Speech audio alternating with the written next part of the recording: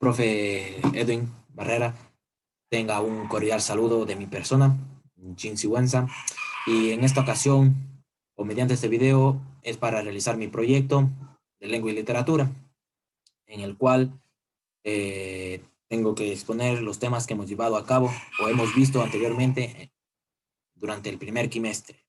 Entonces, voy a pasar a, a ver sobre lo que hemos estado viendo. Bueno, primeramente, esto es un pequeño resumen de cada tema de lo que hemos visto. Es solamente para dar una idea sobre qué trata el tema. Bueno, el primer tema es la coherencia. ¿Qué es la coherencia? La coherencia es lo que le da sentido a la palabra, al texto o a la oración.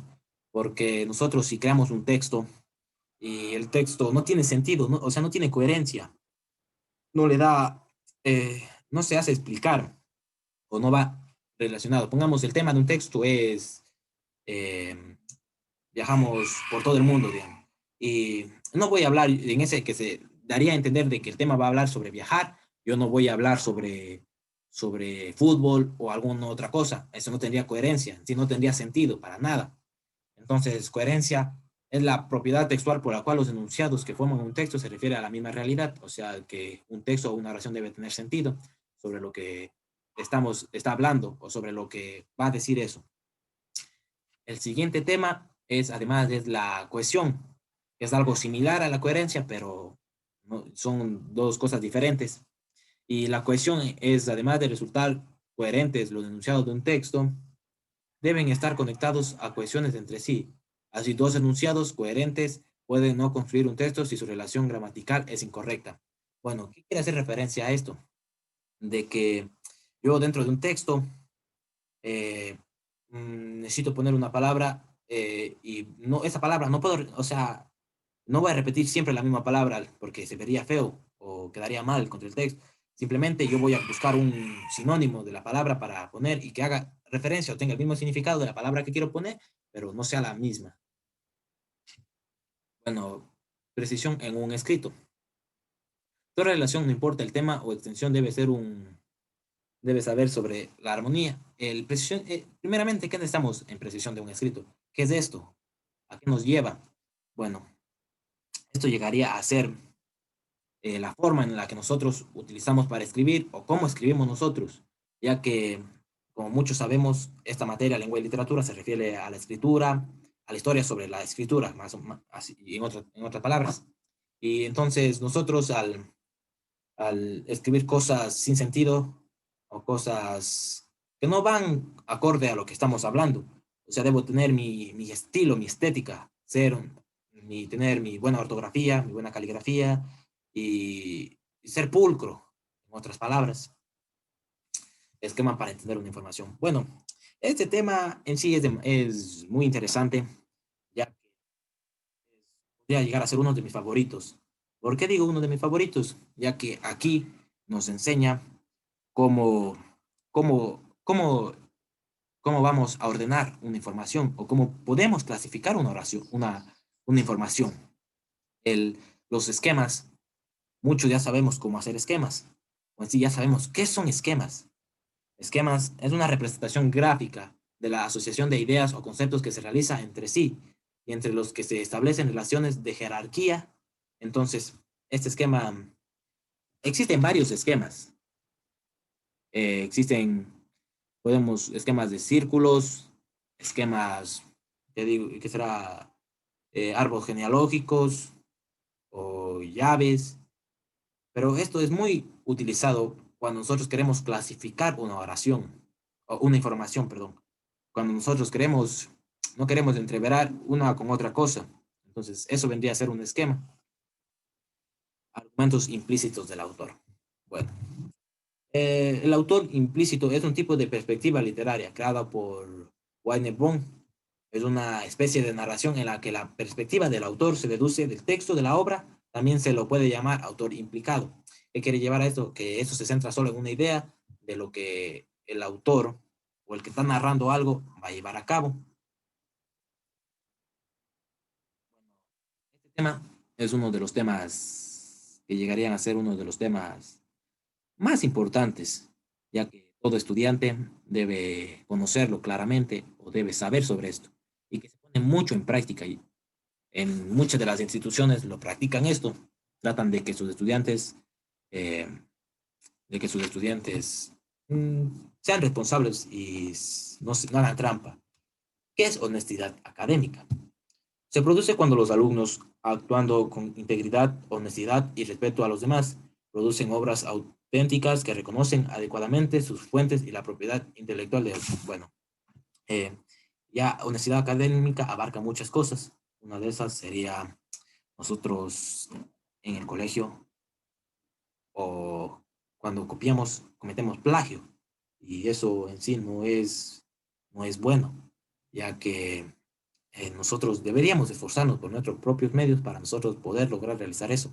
O cuando muchos de nosotros hemos realizado investigaciones, hemos tomado información de algún sitio web o hemos cogido de alguna persona que escribió algo y no hemos escrito, no hemos dado reconocimiento al autor o hemos copiado la fuente. Ya aquí es donde entran las fuentes, tipos de fuentes, tipo MLA, APAs, normas APA, en sí. Ahí es donde ponemos en práctica todo esto. Pero eh, a esto es lo que llevaría a ser honestidad académica, cuando nosotros debemos ser responsables o cuando nosotros tomemos información de algún sitio web, demos reconocimiento al autor o al escritor que realizó o llevó a cabo esto, ya que, o si no, esto se convertiría en plagio.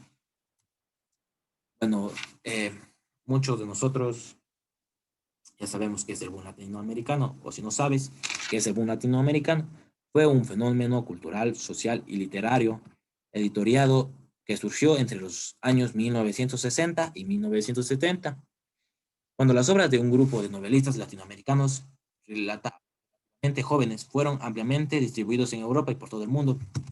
El boom latinoamericano en sí llegó a ser una época en la que varios escritores eh, se hicieron famosos o dieron a conocer sus obras, donde podemos decir la carrera de algunos escritores quedó marcado para toda la vida sobre la literatura. Uno de estos casos llevaría a ser el de Gabriel García Márquez. Él es, podríamos decir que es el máximo exponente del boom latinoamericano. ¿Por qué? Ya que él ha ganado varios premios, uno de esos, el premio Nobel, y su obra fue una de las obras más famosas de toda la época. Pero después vemos de eso. Primeramente, eh, veamos quién es Gabriel García Márquez y veamos un poco de la historia sobre el boom latinoamericano, ya que a esto se refiere el tema. Primeramente, fue un escritor, guionista, editor y periodista colombiano. En 1982 fue cuando se le dio reconocimiento a este autor y fue galardonado por el Premio Nobel de la Literatura. Eh, un dato curioso, a él se le conocía como Gabo para sus familiares y para sus amigos con los que siempre estaba le conocían como Gabito. Bueno, está relacionado de manera inherente con el realismo mágico y sus obras más conocidas, como ya vine mencionando, en la novela Cien años de soledad. Como ya les dije, es considerada una de las representaciones de este movimiento literario. En 2007, la Real Academia Española y la Asociación de Academias de la Lengua Española publicaron una edición popular conmemorándole a este escritor. Pero el boom latinoamericano, ¿qué fue? La pregunta. Bueno, el boom latinoamericano, podríamos decir que sus exponentes fueron, como ya mencioné, Gabriel García Márquez, el argentino Julio Cortázar y el peruano Mario Vargas Llosa y el mexicano Carlos Fuentes. Estos fueron las personas que dieron más realce a este movimiento, ya que ellos entregaron todo de sí para poder llevar a cabo sobre el boom latinoamericano, que en sí esto es un movimiento que se popularizó por todo el mundo, no solamente ni en Latinoamérica, por todo el mundo llevó este movimiento, así dejando a otros autores y ellos consolidándose como uno de los mejores autores de toda la época. Aunque estos cuatro autores, según Ángel Rama y otros estudios presentan comercialmente el boom en sí mismo. Autores anteriores como el mexicano Juan Rulfo, el uruguayo Juan Carlos Onetti y el argentino Jorge Luis Borges habían emprendido una renovación de la escritura literaria en la primera mitad del siglo XX. Bueno, como ya mencioné o ya dije anteriormente, el boom latinoamericano fue un movimiento que marcó la historia de la literatura. Esto ya quedó marcado para siempre. O sea, esto se lo va a recordar para siempre. Que quedó marcado como el movimiento, uno de los movimientos más famosos en sí, en sí. Como ya mencionamos, una de estas obras, la como la mejor obra de todo esto, o de la obra que destacó más entre todas, era de Gabriel García Márquez sobre 100 años de soledad. 100 años de soledad es una novela del escritor colombiano Gabriel García Márquez, ganadora del Premio Nobel de la Literatura en 1982, así como una de las obras más traducidas y leídas en español. Esta obra es una de las obras que más personas conocen o que se ha traducido más veces al español, ya que es una buena obra. Fue catalogada como una de las obras más importantes de la lengua castellana. O sea, llegar a ese nivel o que una obra sea reconocida así debe ser espectacular, debe ser bueno, ya que eh, tener una obra diciendo del escritor Gabriel García Márquez que esta obra le dio hasta renombre al escritor. Fue incluida en la lista de los 100 mejores novelas en español del siglo XX, el periódico español El Mundo, en la lista de los 100 libros del siglo XX del diario francés de Le Monde, en los 100 mejores libros de todos los tiempos del Club de Libros de Noruega. La primera edición de la novela fue publicada en Buenos Aires en mayo de 1967. Como ya vimos, esto, la primera vez que salió la editorial de este libro, que fue en Argentina, en Buenos Aires, en la fecha, en el año de 1967, hasta entonces se le reconoce a esta obra como una obra la obra más famosa de todo el boom latinoamericano, como una gran acogida por parte de la crítica y del público, y tuvo una edición total inicial de 8,000 ejemplares.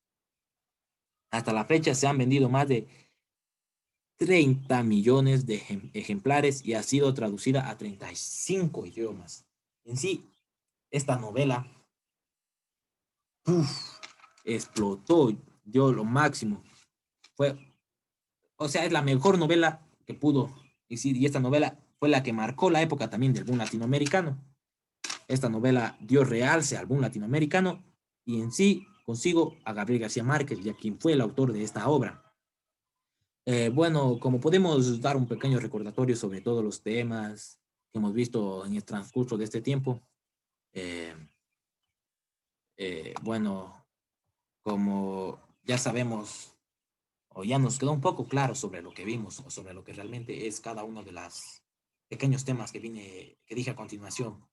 Eh, Espero que hayan entendido o que les haya servido de ayuda y espero que les guste, profe Edwin.